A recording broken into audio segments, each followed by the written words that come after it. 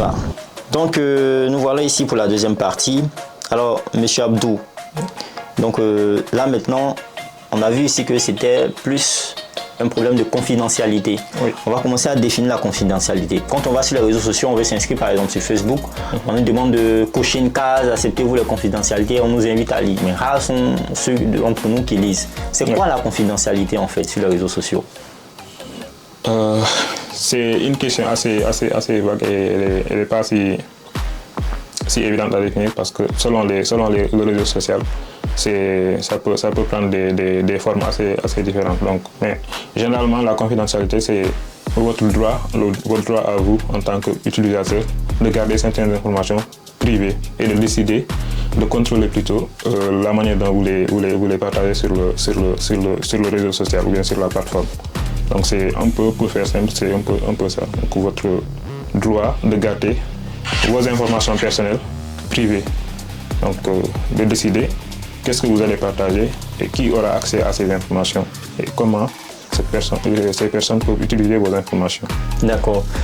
On a vu ici, donc ça veut dire que une fois que je mets une photo ou une actualité ou je publie quelque chose sur les réseaux sociaux, ça veut dire qu'elle est libre d'accès à tout le monde. Oui, par défaut, quand vous créez un compte sur un réseau social comme Facebook ou Twitter ou WhatsApp, disons, donc la première chose que vous devez vous dire, c'est que par défaut, ces plateformes essaient de collecter le maximum d'informations sur vous.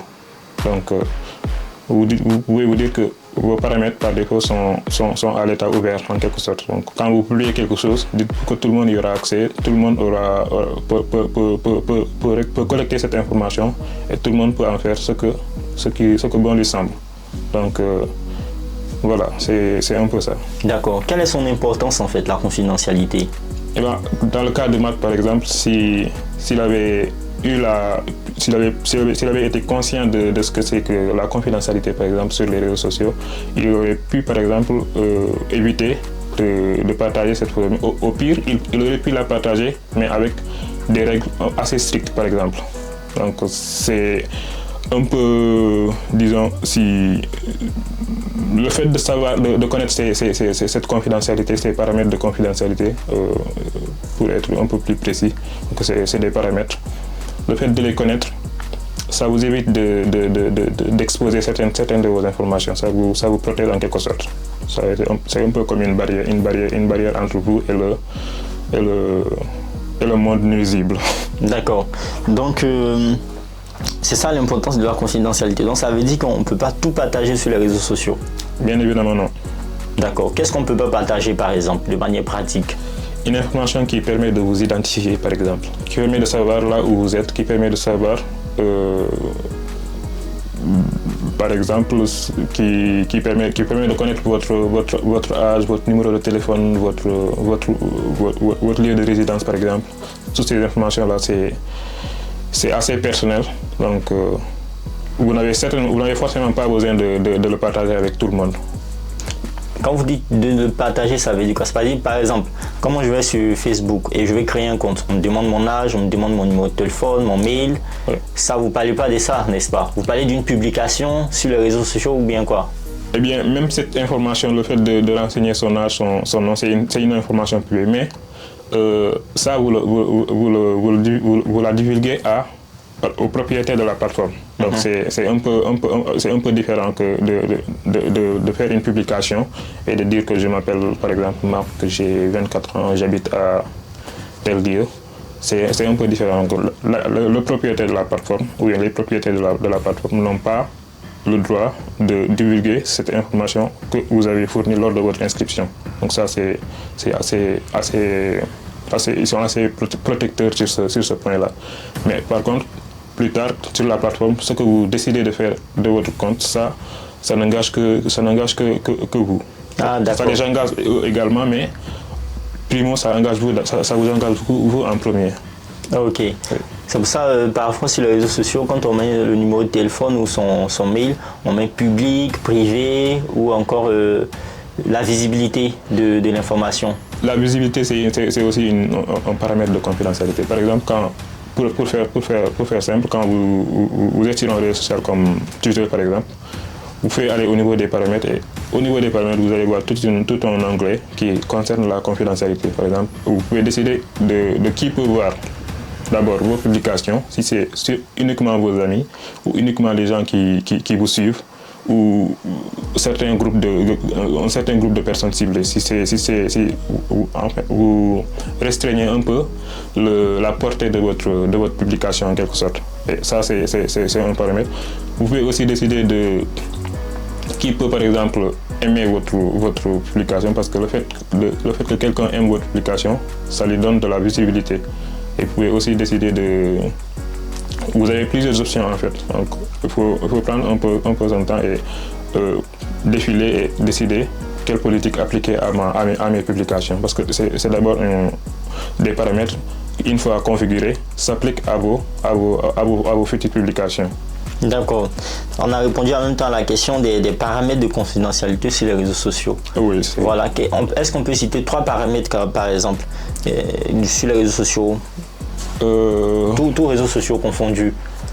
En bref, c'est un peu bon. Par exemple, la visibilité, c'est un paramètre. Bon, souvent, c'est le paramètre le plus important. Et aussi, vous pouvez décider. Bon, ça dépend vraiment des plateformes. On ne peut pas catégoriser, dire que voilà, donner 3 termes au hasard pour dire que ces trois paramètres-là s'appliquent à tous les réseaux sociaux. Mais de façon globale, la visibilité, ça se retrouve un peu partout encore. D'accord. Vu que c'est des plateformes où vous publiez des informations, donc cette visibilité, elle se retrouve un peu dans toutes les plateformes. D'accord, donc la visibilité est un paramètre clé des paramètres de confidentialité, oui, presque dans tous les réseaux sociaux. Presque dans tous les réseaux sociaux, oui. Mais chaque réseau social a ses paramètres de confidentialité à lui-même. Spécifique, oui. Spécifique, oui. Très bien. Donc ici, est-ce que tout ce que je poste sur les réseaux sociaux est public? Ça dépend du réseau social. En fait, c'est d'où l'importance du guide utilisateur quand vous installez un réseau social. C'est évidemment trop long, on n'a pas tous le temps de le lire, mais il est spécifié carrément les paramètres par défaut, par exemple. Si par exemple ce que vous publiez doit être vu par tout le monde, par tous les gens qui vous suivent ou par toute personne qui est sur le réseau social. Ou bien si par défaut ils sont publiés. Mais ce que vous devez vous dire, c'est que par défaut ils sont publics. Et une fois que vous avez cet état d'esprit-là, vous vous apprêtez mieux à affronter un peu le danger qui pourrait survenir dans ce réseau social, ou les futurs quel était le terme déjà, tout problème qui pourrait survenir à l'avenir. Donc c'est un peu ça. Maintenant, quand je mets des données sur les réseaux sociaux, ouais, est-ce que toutes ces données que je mets sur les réseaux sociaux, par exemple, vous avez parlé ici de mon âge, de l'âge, du numéro de téléphone, de l'adresse et tout, est-ce que les réseaux que je dis qui sont confidentiels, est-ce que les réseaux sociaux, c'est-à-dire la plateforme même, peut entrer dans ces paramètres-là et peut regarder et tout sans ma permission, peut prendre possession de mes informations sans ma permission?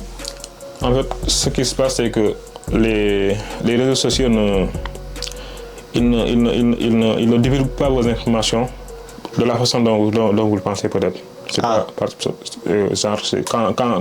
Quand vous avez des informations qui permettent de vous identifier, le réseau social, du point de vue du réseau social, pas du point de vue d'un utilisateur qui peut avoir accès à cette information, mais plutôt du point de vue du réseau social, ce n'est pas carrément votre information qui permet de vous identifier qu'ils vont divulguer.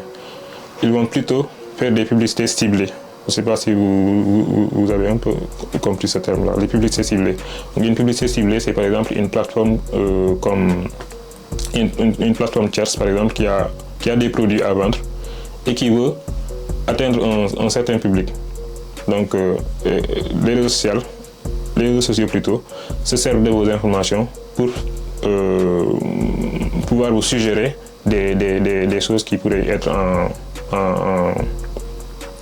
qui pourrait vous intéresser en quelque sorte. Donc c'est les plus ciblés. Donc quand vous allez sur YouTube par exemple, vous voyez des publicités et cette publicité-là n'est pas le simple fruit du hasard. Donc c'est à partir de vos données qu'ils ont bien évidemment anonymisées. C'est-à-dire que cette donnée-là ne permet directement pas de vous identifier. À partir de la simple donnée, on ne peut pas vous identifier. On ne peut pas dire que c'est Marc qui habite à Châtenay-Malabry. La donnée a déjà été anonymisée. Mais il y a une information qui permet quand même de savoir que vous êtes intéressé à tel produit ou à telle chose. Parce que les données sont traitées en lot en quelque sorte. Donc quand quelque chose est traité en lot, donc la suggestion, elle concerne un certain groupe d'individus qui partagent les mêmes centres d'intérêt. C'est un peu ça l'objectif d'une publicité ciblée. Donc ça concerne un certain groupe de personnes. Très bien.